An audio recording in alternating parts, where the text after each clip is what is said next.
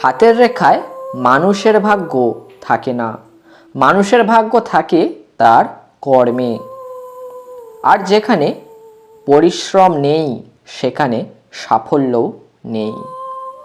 এই পৃথিবীতে যাদের নিজের কোনো যোগ্যতা থাকে না তারাই তোমাকে নিয়ে বেশি সমালোচনা করবে।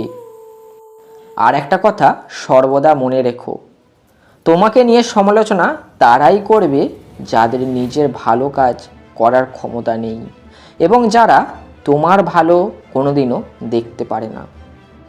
জীবনকে এক লম্বা যাত্রাপথ মনে করে এগিয়ে যাও।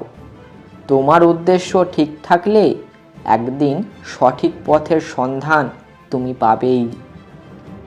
আর এই লম্বা যাত্রা পথে কখনো হতাশ হয়েও না। জীবনে পাওয়া কোনো এক মুহূর্তের কষ্টটাই একসময় তোমার কাছে বড় শক্তি হয়ে দাঁড়াবে।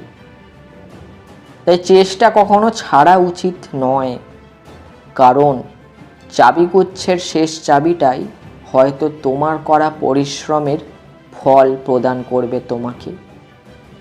তোমার জীবনের যদি কোনো লক্ষ্য, কোনো স্বপ্ন সত্যি থেকে থাকে এবং সেটি যদি তোমার কাছে তোমার জীবনের থেকেও গুরুত্বপূর্ণ হয়, তবে তুমি তা অর্জন করবেই।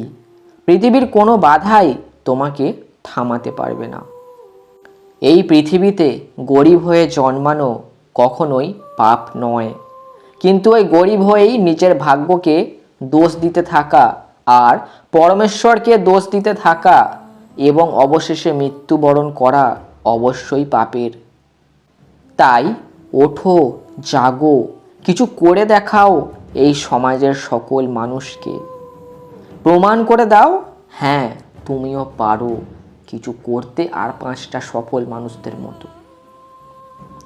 আর আমার এই ভিডিওটি ভালো লেগে থাকলে লাইক করে ছড়িয়ে দিতে পারো সকলের সাথে। আর এরকম আরও মোটিভেশন ভিডিও পেতে অবশ্যই আমার চ্যানেলে সাবস্ক্রাইব করতে ভুলো না। দেখা হচ্ছে পরবর্তী ভিডিওতে। ধন্যবাদ।